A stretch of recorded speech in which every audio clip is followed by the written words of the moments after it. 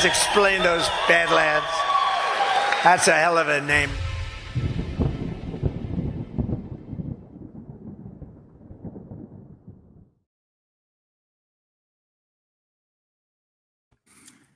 All right, good morning, good afternoon, and good evening, everybody, for this week's Breaking History. I'm always glad to be joined by my co-host, Gordon Ghost-based Patrick Henry. How you doing? Oh, man, I'm doing well. We've been pummeled by snow a few times in the past week, so for the first time, the kids are at school. Got to go to the gym after like a 2-hour delay. So, yeah, it's like first time I've gotten to go to the gym in a couple of days because just have had the kids for days and days. How are you? Okay, yeah, the pummeling is going on right now. The snow is coming down, so it seems like the dreams of global warming are dissipating faster and faster with every moment. And well, you heard that even Bill Gates had recently said that global warming is no longer the threat he thought it was. So that's a pretty big admission from Bill Gates himself. So yeah, well, it's climate change now. It's not global warming. It's climate change, which is just a perpetually moving target that is very ambiguous and we can't quite define. But give us all of your money, give us all your rights, and stop exercising freedom and sovereignty. And we promise we will make the weather nice for you. It's so dirty, eh? Like the playing around with the goalposts. Because I remember when I was young in elementary school, maybe you had a similar experience. Was the ozone layer? Remember in early 90s, that was like a big thing we were being hammered with. Was the ozone layer had holes in it. And that's why we had to shut down. And that was a big thing, I guess, in the 80s and 90s. And then all of a sudden they stopped talking about it because there's clearly no holes in the ozone layer. They discovered that the ozone layer is not this like homogeneous, thick thing like these computer models were showing us. It's a very like fluid process. Some areas it's thinner, some areas it's thicker. It's like clouds almost, and but that didn't stop us nonetheless from completely legalizing chlorofluorocarbons like CFCs. CFC, the chlorofluorocarbons, CFCs, which was like the cheapest way of building fridges, like the cheapest chemical that you would put in fridges for refrigeration. But once they were banned, all of a sudden, whole swaths of Africa were no longer allowed to have refrigeration anymore. It's probably led to the death of like 100 million people because all of a sudden food rots. You can't. And when you're dealing with a world of scarcity and poverty caused by this empire, all of a sudden a lack of cheap and abundant refrigeration will kill a lot of people. But we did it to stop the ozone layer, and then it became the greenhouse effect. Then global warming. Now it's like you said. Now it's the weather, changing climate. And wasn't it like acid rain for 5 minutes? Like acid rain in like the 70s or something. That was before my time, but I've heard of such things. And before that, I was watching a documentary from the 70s on YouTube on why we need to shut down industry to stop global cooling. And you have Leonard Nimoy from the Spock from, the actor Leonard Nimoy is like the narrator, and he's like walking around in the cold.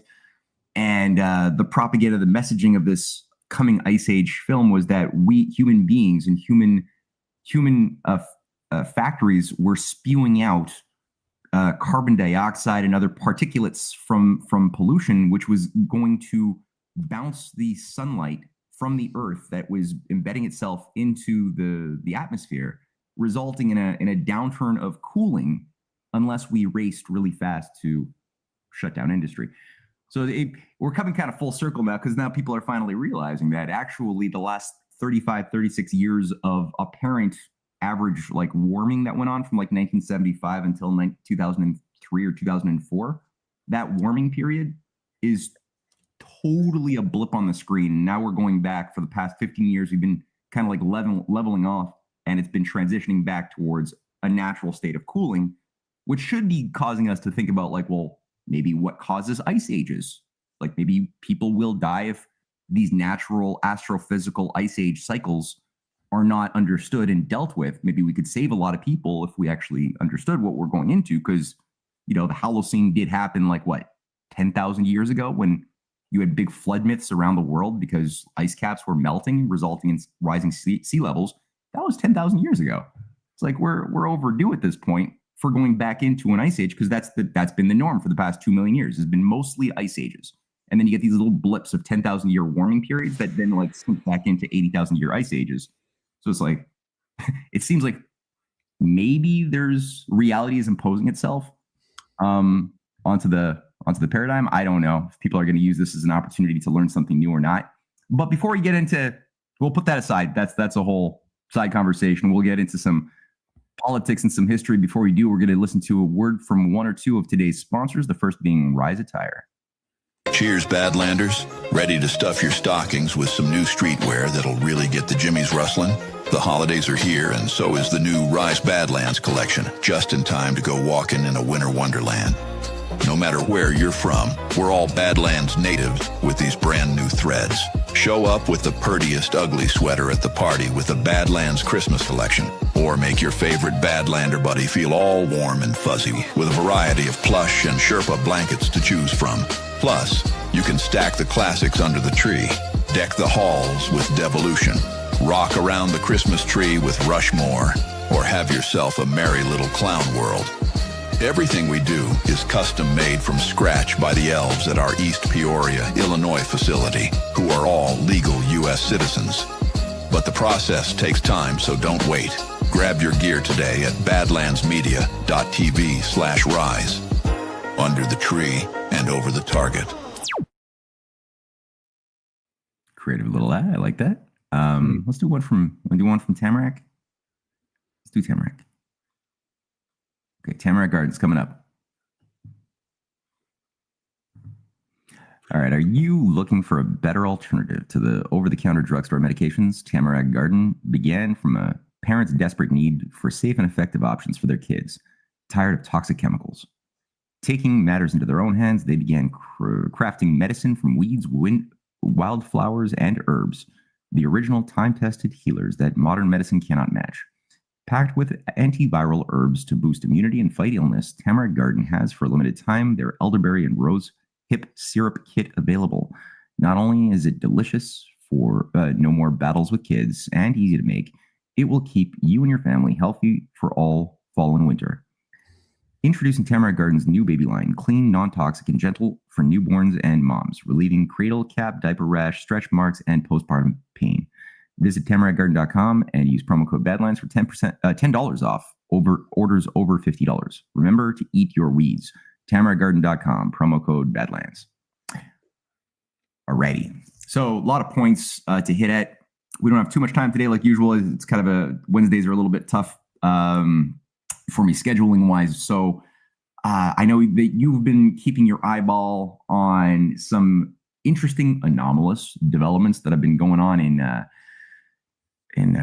Africa, in the Sahel. You've also, I just noticed that it looks kind of like, just segue or side note, our living rooms kind of have like a parallel mirror image to them. Eh? It's kind of, I just noticed that. You're right. Yeah. Wow. Yeah, kind of interesting. That's cool. That is interesting. Yeah. Yeah. All right. So back to the track. All right. So then you also have some developments around Zelensky in Ukraine, who seems finally has is breaking under certain pressures to make Ukraine potentially a democracy again, maybe by allowing for some elections. Got corruption scandals as well, NATO procurement, military procurement scandals by certain people running massive graft in NATO and dealing with Israeli arms companies. So I don't know, and more. There's a lot more going on. So I don't know, but with all of these things going on, anything you'd like to hit at today is the most important to start with? Well, I think let's see. I think the most important thing just to mention to kind of like start everything is this new national security strategy that the White House released last week. Okay, or released on Friday rather. It's pretty significant. I read through it on my show yesterday. I spent like 2 hours, my entire show, just reading through it. So we don't need to do that again. Anyone who wants to like hear me read through it, go watch Geopolitics with Ghost on Badlands from yesterday. But it's a significant document, and the reason it's significant is because everything that we've talked about, that I've speculated on, without true certainty, seems to be affirmed, it more or less in some ways, with this document. And what I mean by that is that President Trump has been putting out rhetoric for some time now that I would describe as, on its surface, neocon, right? Like he has been leaning into like that whole neocon, like forever warmongering posture that gets people like Lindsey Graham all hot and bothered in a really good way, like really excited way. Like Lindsey Graham gets really excited whenever President Trump talks about Venezuela or talks about Israel or talks about any of it, right? Trump has been talking about moving nuclear submarines close to Russia, and then Medvedev said, "Oh yeah, well, we're going to nuke London if you do that." All those things. Then he comes out with this national security strategy, and the national security strategy is just a total shot across the bow for all of that, because it comes out and just flies in the face of the neocons. And the reason it's significant is because we've seen, I think for the past 30 years, they've been coming out with these things, and every single iteration of it, whether it's Democrat or Republican president, they always identify, the boogeymen around the world. The CCP was one of them. Radical Islamic terrorism eventually became one as well. A number of other ones. Those things, none of those things are mentioned in this document. And these documents are basically declarations of war, like soft declarations of war against all these entities, right? So it's basically promises that we're going to be hyper aggressive and we're going to engage in warfare against these entities in a really aggressive way, and not just kinetic warfare, but other forms of warfare as well. Kinetic, cyber, narrative, information, etc. Mm-hmm. This document explicitly repudiates all of that and says we're not doing that anymore. We're done doing that. We're not going to go after any of those things. We're going to focus back on America. We're going to bring our military back into this hemisphere. We're going to focus on securing the Caribbean and securing our borders, basically, not just the border at Mexico, but our waterways, our trade routes.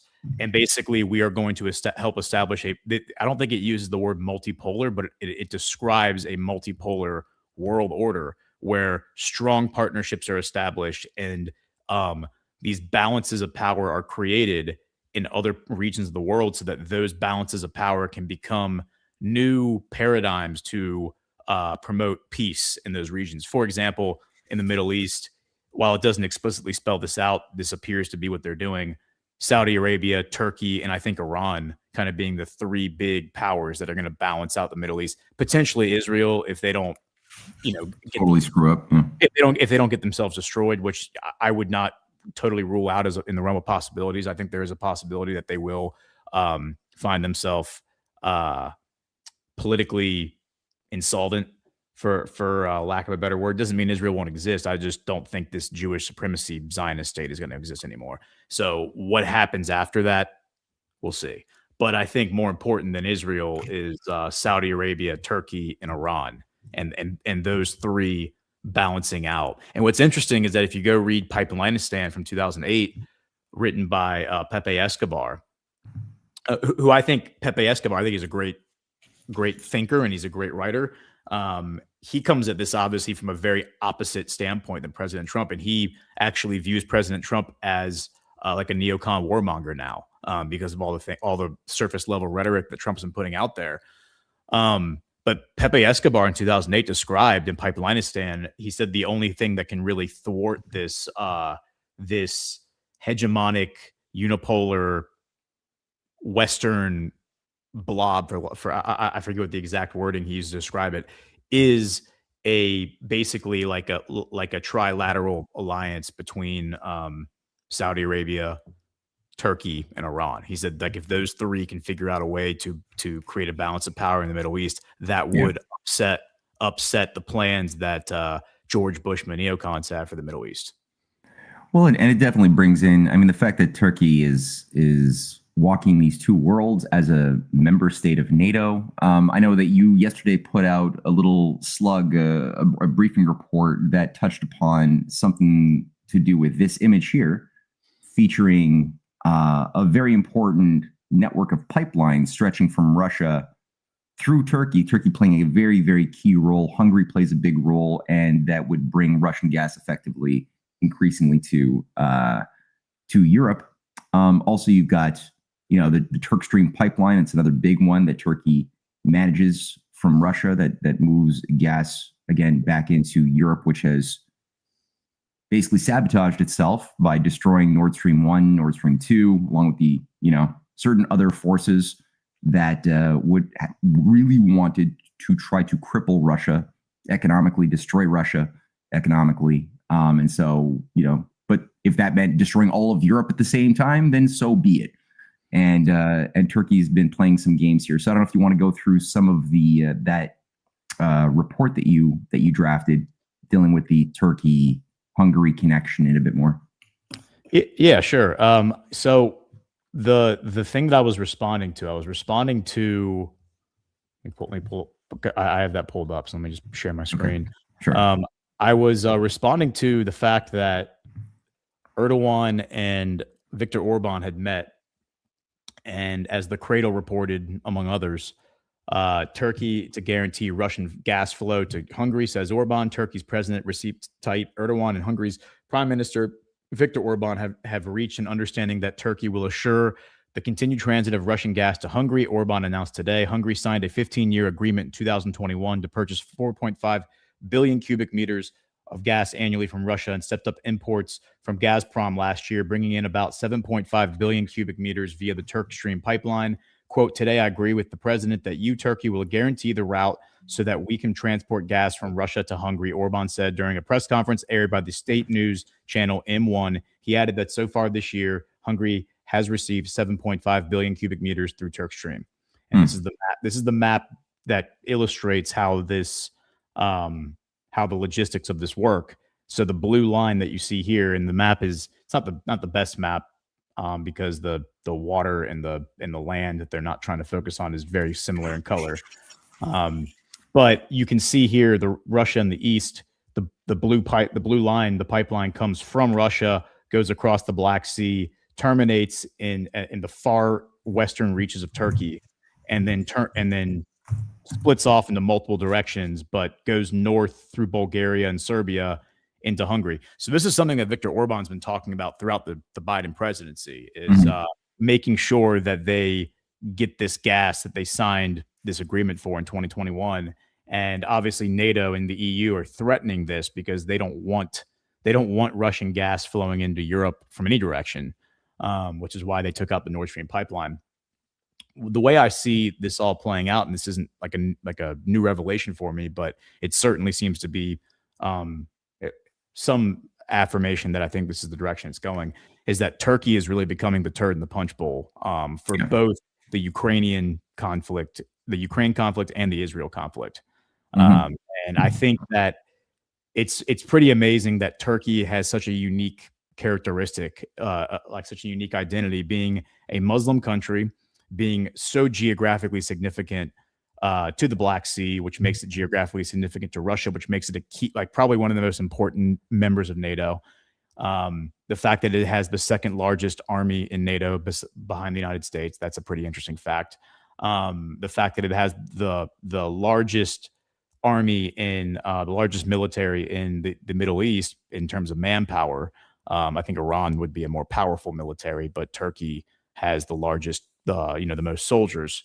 That really gives it a unique dynamic and makes it very unique in terms of being able to deal with both the conflict in the Black Sea, which you could describe, as the Russia-Ukraine conflict, and then the conflict in the Eastern Mediterranean, the conflict between not just Israel in Gaza or Israel in Syria, but Israel in Lebanon, Israel in Jordan, Israel in Hezbollah, Israel in Iran, pretty much Israel and the rest of the Middle East.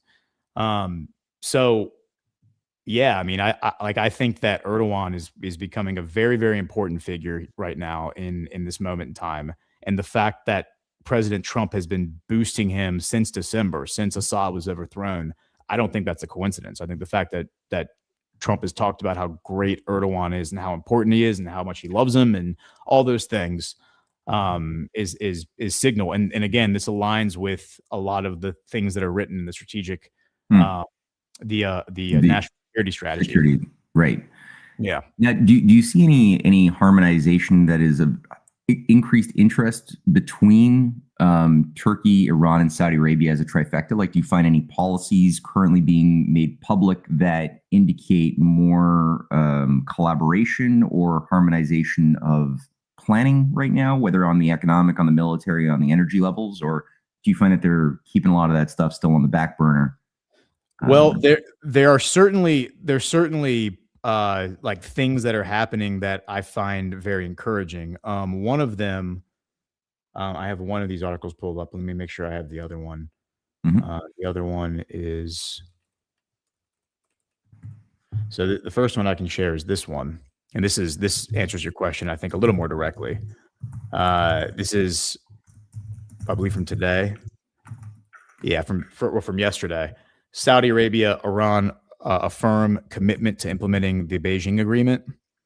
Saudi Arabia and Iran affirmed their commitment to implementing the Beijing Agreement during a meeting in Tehran on Tuesday. Saudi Deputy Foreign Minister Walid al-Kharjiri attended the third meeting of the joint tripartite committee between Saudi Arabia, Iran, and China. The Saudi and Iranian sides affirmed their commitment to implementing the Beijing Agreement in its entirety and their continued pursuit of strengthening good neighborly relations between their countries through adherence to the Charter of the United Nations, the Charter of the Organization of Islamic Cooperation, and international law, the Saudi press agency said in a statement. Saudi Arabia and Iran also welcomed the continued positive role China has played, as well as its continued support in implementing the Beijing Agreement. So you have that. You have let's see. That's good. Yeah. Yeah. You have this story, which I thought that was pulled up. Qatar and Saudi Arabia just announced yesterday that they are signing a high-speed rail agreement, and that's a big deal because anyone who's listened to my content and understands the history here, Saudi Arabia and Qatar were like mortal enemies in 2017, and actually had a war going between 2017 and 2021, to the extent that MBS was putting out RFPs for request for proposal to dig a canal between Saudi Arabia and Qatar and turn Qatar into an island. So yeah, I mean, and he like put that out for construction companies to bid on, so now they are going to build a high speed electric rail between the two capitals. This is going to tie into the high speed rail that Saudi Arabia is already building with China. They've already built, I know they've built 500 some miles of it between Medina and Mecca. And then I think the plan was to continue building it across the Arabian desert and then up the coast of the Persian Gulf. And so it would make sense it's going to tie right into Qatar. But again, like Qatar, like what happened with Qatar and Saudi Arabia is that when Qatar was basically alienated from the Arab League in 2017 by MBS with the backing of Trump, Qatar was forced to make amends with Iran because at the time, Qatar and Iran were not friends. But out of pure desperation, Qatar was forced to turn to Iran for diplomacy, and they became allies.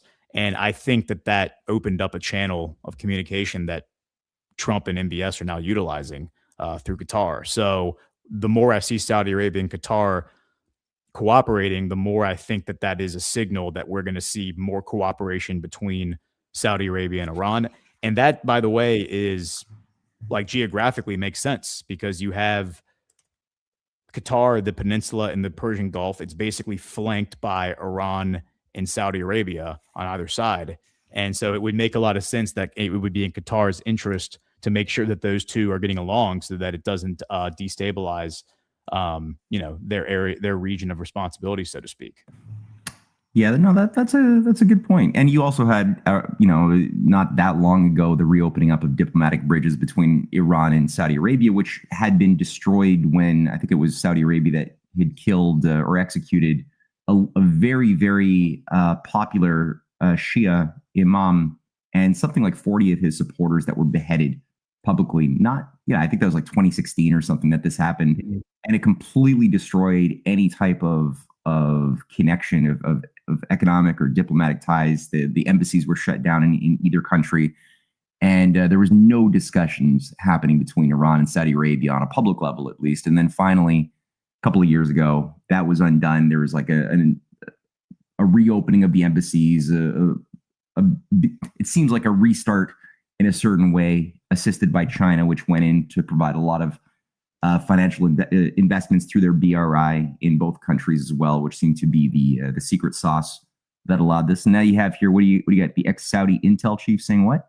Yeah, so this is a guy that I've been tracking for a while, Turkey Al Faisal. This is the son of King Faisal, Okay. the guy, like the king who met with JFK and then like did the oil embargo during the Yom Kippur War, and then was signed the petrodollar deal with Henry Kissinger.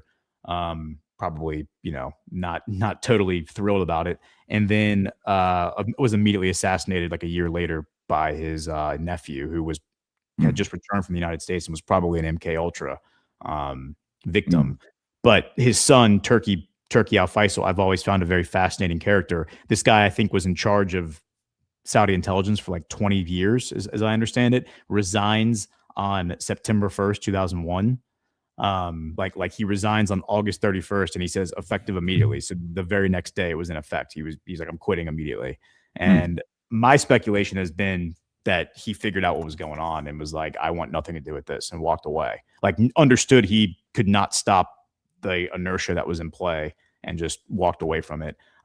He was also I've been following that guy for a while, but it seems like, he had a lot of frustration inside of him, because I always saw this guy even back in when, the BAE Systems deal was going public. That was demonstrating the Saudi role of the Al Yamama deal, the Dove deal that was signed back in the 80s to provide for basically selling like whole ships full of oil to Britain in exchange for massive amounts of weapons.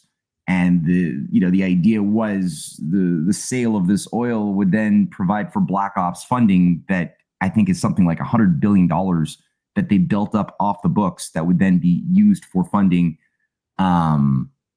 basically any type of Black Ops operation around the world, including 9/11 seems to have received some money from that operation. And I always saw, and that was, in my mind at the time, people like Prince Bandar bin Sultan and Faisal, when he was still running the intel ops for Saudi Arabia, I just thought they were all super bad. And this guy might have been playing this. I mean, Prince bin Bandar was super bad. There's nothing redeeming in him. I agree about that, about Prince Bandar. Yes. This guy, it seems, maybe was, like you said, having a go with the momentum of something he didn't know how to deal with. And finally, when he was allowed to speak a little bit, his heart has come out saying some pretty useful things and playing what seems to me a useful role. So I hope that that's all good.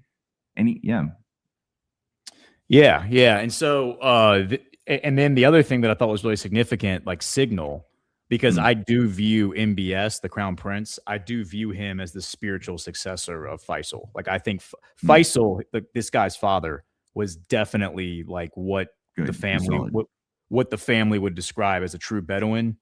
Back like 100 years ago, because he was born. I mean, he would have been born in like 1913, something like that. He at 13 years old, there's like pictures of him. He looks like a child, like literally a child, but he was leading men into battle on horseback, because at the time they were fighting on horseback. Like he would rather sleep in a tent than sleep in a palace. He's like a true Bedouin, which is what the family also says to describe MBS. And then Turkey, who's the son, this guy here, he was the guy that MBS selected to speak publicly for the first time on behalf of Saudi Arabia after October 7th. Saudi Arabia was like radio silent for 3 weeks. Like they didn't say a word. And I thought that was very strange. Other than just to summon everybody, they said, all right, everyone's going to come in a month to Riyadh and we're all going to get on the same sheet of music. And then when it came time for them to address the public for the first time, this is the guy who got up and spoke, which I thought was very significant. The fact that it wasn't MBS, it wasn't Faisal bin Farhan, it wasn't King Salman, it was this guy Turki al-Faisal, who I think right now is just considered like I mean, they describe him here as the former intelligence chief. So he's maybe like an advisor, but I don't think he has like an official role in the government. But he's obviously very, very like thought of very highly by MBS. Oh yeah, I mean this guy's clearly like he's like somebody who's spent decades in power and has a lot of influence. So he's clearly not an official position, but he's got clout and wields it. He's also been like throughout the past 2 years while the Gaza thing has happened, and MBS and the Saudis have basically adopted this very like boilerplate response to everything. Like we are committed to the two-state solution. We are committed to restoring the borders to 1967. Like Israel must leave Gaza. Like Israel must stop this war. Like very boilerplate, right? And then everyone was screaming at the Arabs and the Saudis and saying, "You traitors! You're allowing this to happen. Do something." This guy was actually going out and doing interviews and saying the thing out loud that I think they were expecting like the government to say, which, you know, he was kind of being a little more aggressive in his rhetoric, and laying the blame at certain people and naming names and stuff. So I kind of see this guy as like a surrogate who kind of operates outside of the official channels, because I don't think he has like an official role in the government. However, he seems to come in at these key moments and make these statements. And the statement right here is the real troublemaker in the Middle East is Israel. It's not Iran. Iran is not the regional threat. It is Israel that is the regional threat. And I think he's 100% right. I think most people at this point who are tracking this stuff would agree with him. So I think that's significant. And I think that there's a lot of things that are happening right now that are going to come to a head here in the next 3 weeks. Here's as far as the Middle East, here is Netanyahu is going to meet Trump on December 29th at the White House. Trump has been putting out for weeks now that he wants to implement the second phase of the Gaza plan in the next or by Christmas is what he was saying. And then you had Turkey saying that they're ready to deploy in the ISF. So here's the Jerusalem Post. Turkish troops ready for Gaza ISF. U.S. pressuring Israel to allow it, security sources say. So Turkey's sitting here saying, hey, we're ready. Like, we're ready to roll. Like, we are ready to go. We like deploy us into Gaza. We can make this happen. And the idea, like in theory, the idea is that the ISF comes in, they take control of like basically policing Gaza, right? And then as they get their bearings and get their sea legs, so to speak, the IDF pulls back and leaves. Like that's what the plan's supposed to be. Netanyahu has been throwing shade on that like the whole time, saying, yeah, we don't really think that's going to actually happen. That's not really going to work. So I think we're going to have a major moment between Trump and Netanyahu on December 29th, where it's going to be a shit or get off the pot moment. And it's not good. It's not like, I don't think Netanyahu's getting a horse-drawn carriage and a flyover by the F-15s on December 29th. Well, I was enlivened to hear that, because one of the biggest, I guess, casts of shade that in my mind over the Gaza peace deal was always the specter of Tony Blair. But I was happy to discover that Blair has been flushed. So that has enlivened my hopes that there's a chance that this could actually result in some outcome that is actually beneficial both to the Palestinians and peace more broadly, and also perhaps, I mean, when you have, again, the thing for me, I don't know what were the negotiations that originally got Sir Tony Blair installed as a prospective overseer, viscount of this technocratic government of the Gaza Peace Council. I don't know what it was, but it definitely served as potentially a bargaining chip, because a lot of Arab leaders were a bit freaked out to have that guy back in an actual governing position right in the heart in the Middle East, and they were not happy, and finally said, hey, let's make this work, but don't let Blair come in as he's being threatened to come in. So that's good. That's a good thing. We'll see where this goes, but that's the fact that Turkey is also so willing to commit the troops also demonstrates a willingness to get some Arab police forces in place to actually do the heavy lifting. So hopefully this is what it is. Yeah, and that's a great point. Like the Tony Blair, that was something that never really got me to like I never stressed too much about Tony Blair because I don't recognize Tony Blair as like a benevolent figure. I recognize that he was very much a part of the coalition of the willing under George Bush. He was very much shilling for the global war on terror. And somehow he injected himself into this whole like Gaza thing very early on. Like I think even before October 7th, he was like putting together proposals to like rebuild Gaza. The way I always kind of read that is it seemed like the inertia that he was bringing to the table, they just kind of brought him in and was like, okay, this guy is going to be kind of a turd in the punch bowl because he's going to piss off the Arabs. He's also going to piss off Netanyahu because him and Netanyahu do not get along. He was always very good friends with Ehud Barak. And the Netanyahu's opposition, all the guys who put Netanyahu out of office, that would be Ehud Barak in 1999, and then Olmert, I think was like in 2005 or something like 2006, something like that. Both of those prime ministers were Netanyahu's opposition. Both those guys, by the way, on the Epstein list. But the fact that like Tony Blair was involved didn't really freak me out because it seemed like, yeah, it's like, why the hell is Tony Blair involved? But Netanyahu doesn't like him. The Arabs don't like him. I didn't think that would last. It's not lasting. The last thing I'll say on the Middle East is this clip, which I know you'll appreciate. This is from RT.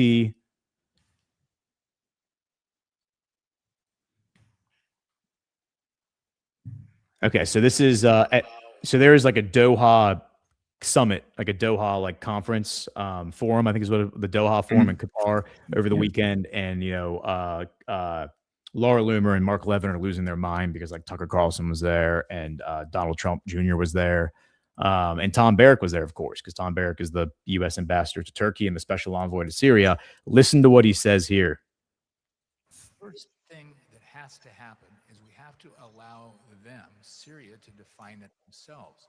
Without going in, and he's being asked, what is the Syrian government? What is the structure of the Syrian government going to look like? Because people were proposing like a federalist system, kind of like we have in the United States.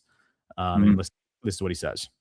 First thing that has to happen is we have to allow them, Syria, to define it themselves, without going in with Western expectations of saying we want a democracy in 12 months.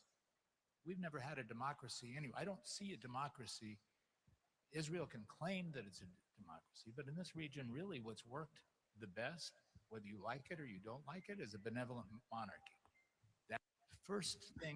And so again, like what works best in this region is the benevolent monarchy. That's what works best. It's not the fact that he says Israel can say it's a democracy, but I mean, come on, is it really a democracy?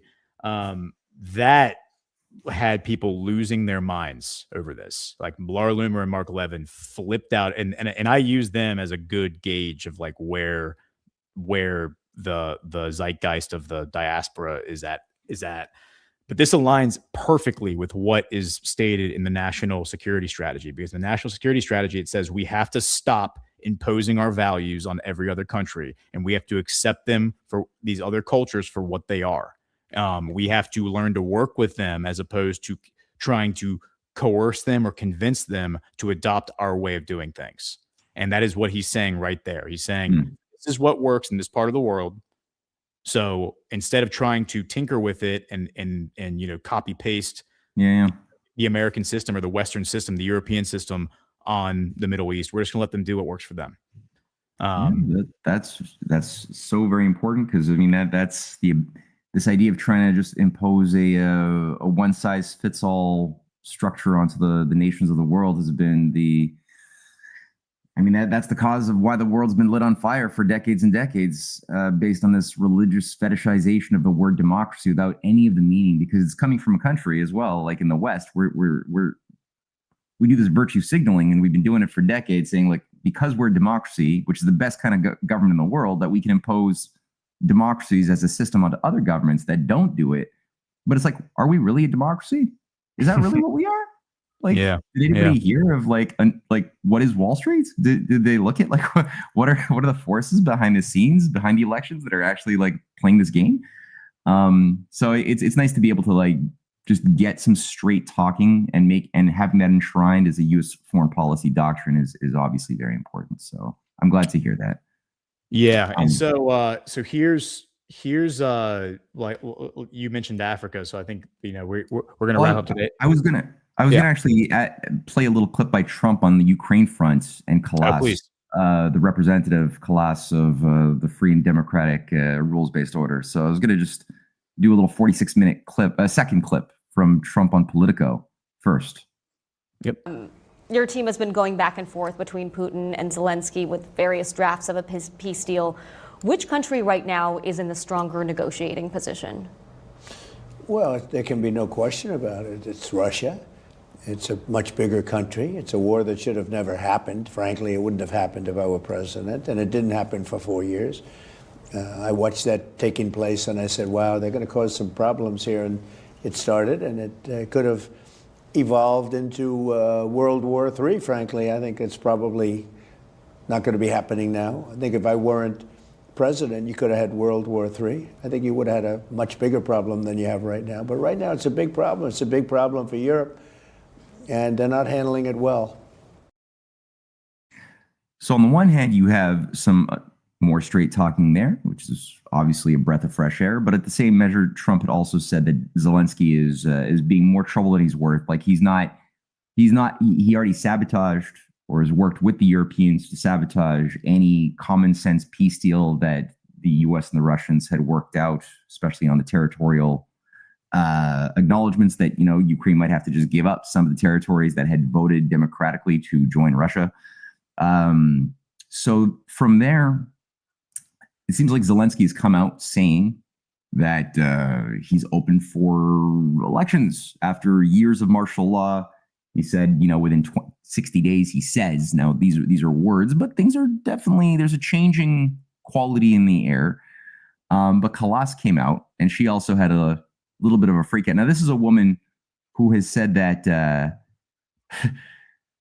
the idea that Russia had fought the Nazis or had done the heavy lifting fighting the Nazis was giant revisionism of history that didn't even happen. So she even denied in a public speech a few months back that the Russians had lost like over 25 million people fighting the Nazis and did the most lifting. She said, no, it was all us. It was all the West. It was all Estonia. But it's like, wait a minute, Estonia. Yeah. She's from Estonia, right? So she's a foreign minister. And she would say that it's us who did all that work. But it's like, no, Estonia is like rampantly full of pro-Nazi scum. Like, I mean, I don't know what her grandpa was doing, but that's a huge problem right now. They're raising pro-Nazi monuments and renaming, just like Ukraine was, street names to like Nazi killers in her country. But anyway, she said this. So speaking of our partners, I want to address here a concern I think is in all of our minds. The U.S. national security strategy sends a clear message that we should be more self-confident when it comes to Russia, yes, but also when it comes to China, and sometimes regarding our own allies like the United States. But it is, as a citizen who has lived under an autocratic regime, I can tell you that European Union, and then here also there are many of us who have lived under autocratic regimes, the European Union is the very essence of freedom. So any such criticism regarding the liberties here should be aimed at different direction. Russia, perhaps, where dissent is banned, where free media is banned, where political opposition is banned, where X or Twitter, as we know it, is in fact also banned.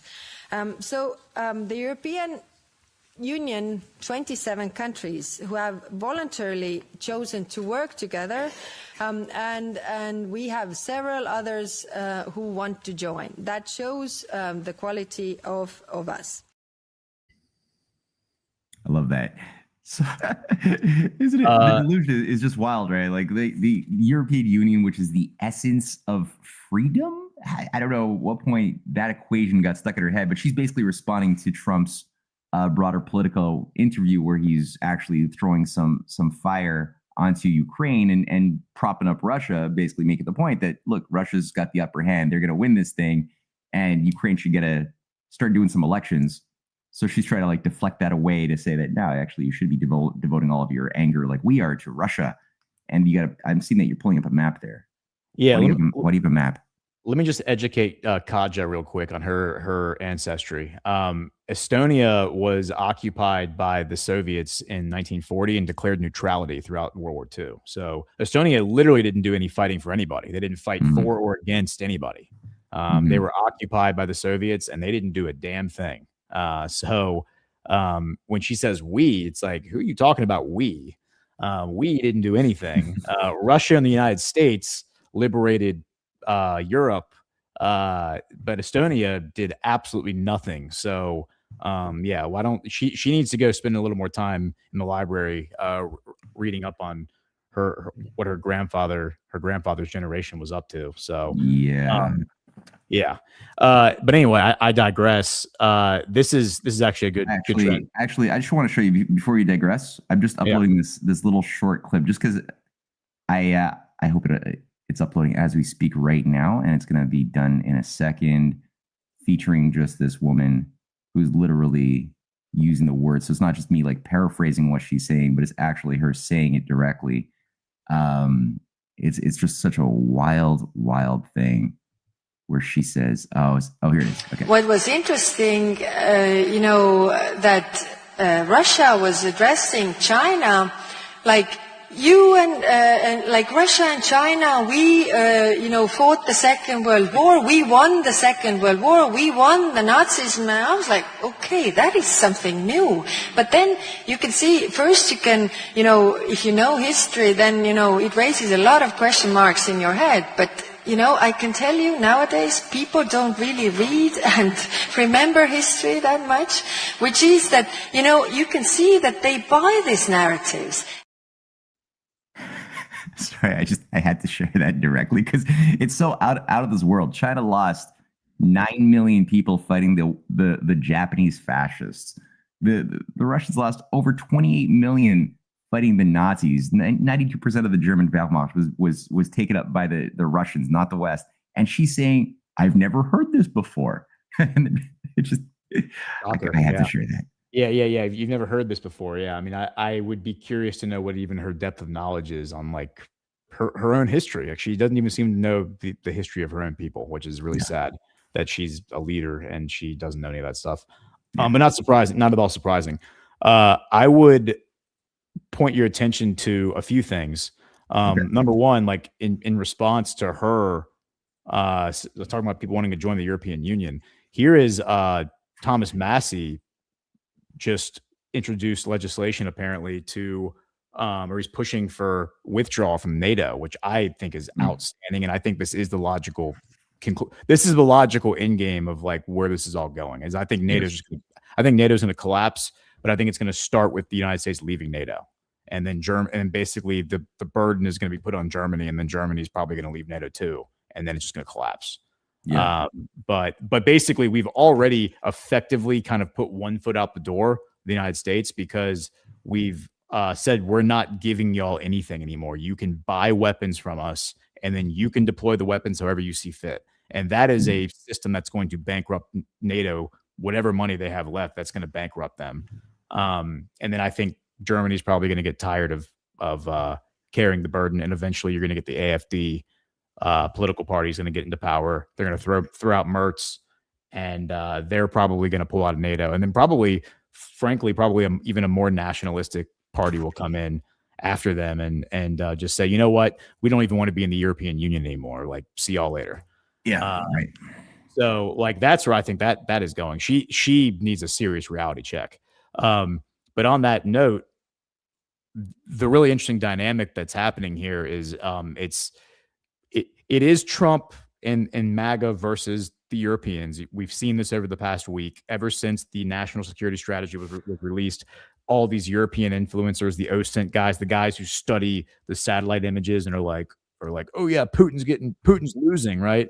Who these are guys who have like hundreds of thousands of followers on X. all of them have been like pulling their hair out, saying how America is now the new enemy. And they're like, we've allowed this MAGA thing to metastasize for too long. Like, we need to go after MAGA. It's time for Europe to deal with MAGA, as if Europe has the ability to do anything other than just assume the fetal position and allow anyone, whether it's Russia, the United States, the Middle East, impose themselves on Europe, which is pretty much what's happening now. Trump is also taking on his own party. He's taking on the Republican establishment, which wants to see a war with Russia. Obviously, they want to see a war with Venezuela. They want to see a war with China. They want wars everywhere. They want wars with Iran for sure. They want World War III, and that's what that would be, because all those countries I just named are all already in alliance with one another.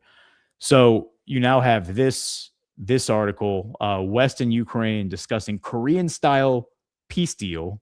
According to the Washington Post, land swaps combined with a demilitarized zone are intended to make agreement more palatable for Kiev, David Ignatius has claimed. And what's funny is that...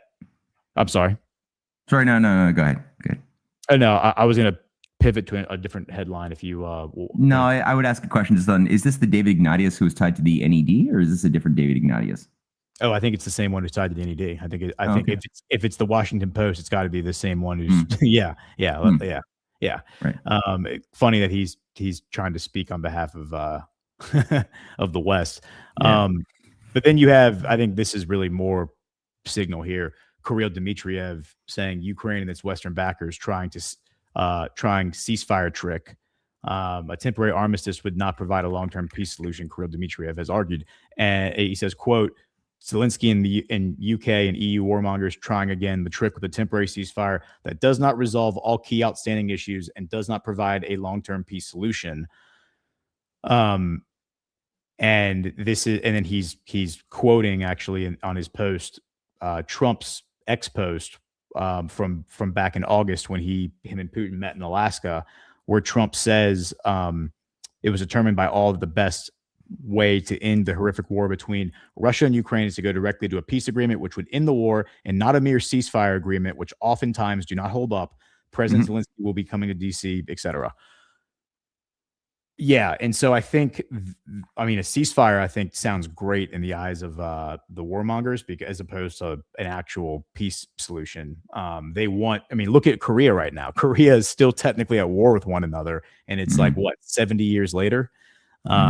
So yeah, they would love that. They would love this threat, this ever existing threat of war, ever present threat of war between Russia and Ukraine at any given moment. That would be fantastic, a fantastic fragile peace for the warmongers. But the problem for them is, as all of this is unfolding, I think we discussed it last week, but the corruption that's just brimming to the top now in Ukraine, and it's spilling over. I think we're going to see a lot of these corruption lines tie back to America pretty soon. It's only a matter of time before Republican congressmen are going to be implemented in this.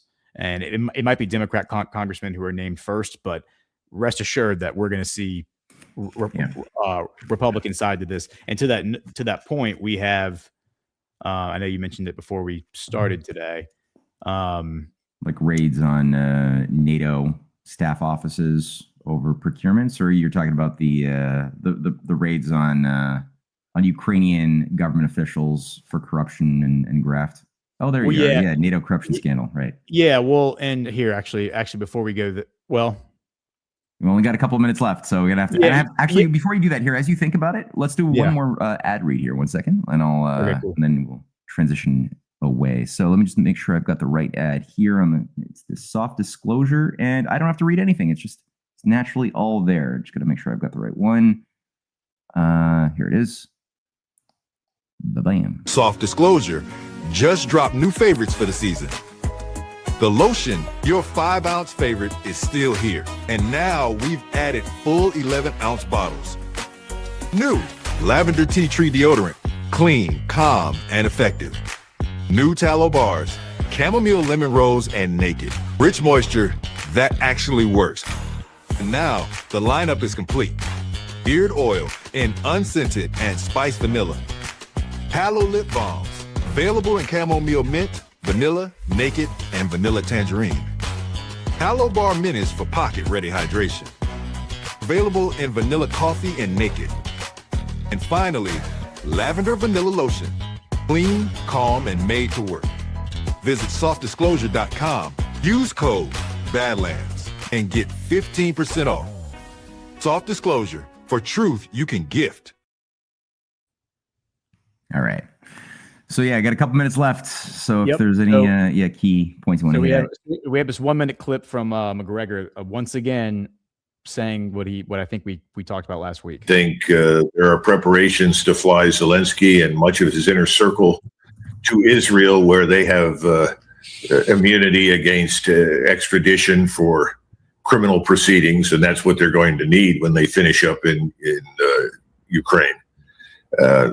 They've got one foot right now in Ukraine and the other foot really in the door of the aircraft to fly them out. People don't realize how weak and fragile this Ukrainian government is. Earlier today, I received some information from Eastern Europe, and I was told that people are coming out of the basements and homes in Prokhovsk, and they're saying, to the Russians, thank God, let's get this over with, help end this war. And many of them are saying what initially back in 2022 in February, March, April, were saying in Luhansk and Donetsk, what took you so long? I think increasingly the population that lives in eastern Ukraine and much of the population in the West desperately wants an end to this war. And they realize it will only end with one outcome. That is the elimination of Zelensky and his regime. I think. And to that point, we have this headline, and then we'll shut it down. NATO corruption scandal triggers Israeli arms contracts cuts. And so this company, Elbit Systems, which is an Israeli company that does a number of things. It provides microchips for missiles, but primarily it does autonomous remote controlled drones. So not just aircraft, but also like land-based drones. And we've seen a lot of those being used all over Ukraine. So apparently there's a lot of corruption with and embezzlement with this company and the money that was flowing to Ukraine. So we already have now Israel implicated in the Ukrainian corruption. I think the next step is getting the Republican Party implemented in the Ukrainian corruption, and it's just going to become everyone's going to start running for the hills away from this. Yeah, there's a lot of skeletons being dragged out of the dark closets and into the light of day. So that gives us a lot of reason to hope. We didn't get a chance to talk about the Africa front, but we've got a week ahead of us, and I'm sure a lot more is going to happen. There's been some crazy developments that haven't yet fully unfolded, but I'm sure we'll be able to fuse that into our conversation for the next episode. Yes. Until then, I am just to let everyone know, I am going to do a bonus episode of my geopolitics show today at 2:00, so in an hour. Just because yesterday we spent the whole show reading through the national security strategy. So if you want to join me in an hour, I'm probably going to dive deeper into the Africa story, but we'll certainly talk about it next week on the show. All right, sounds like fun. Okay, thank you everybody for joining us. Till next week, and actually, hope you all join up with Gordon in about what did you say, an hour? An hour. So yeah, 2:00 Eastern. Okay. All right. Take care. Thank you so much for joining us, and don't forget to hit the thumbs up on this video. And a special thank you to all of our advertising partners. Please remember to shift your dollars to support those businesses that support Badlands Media.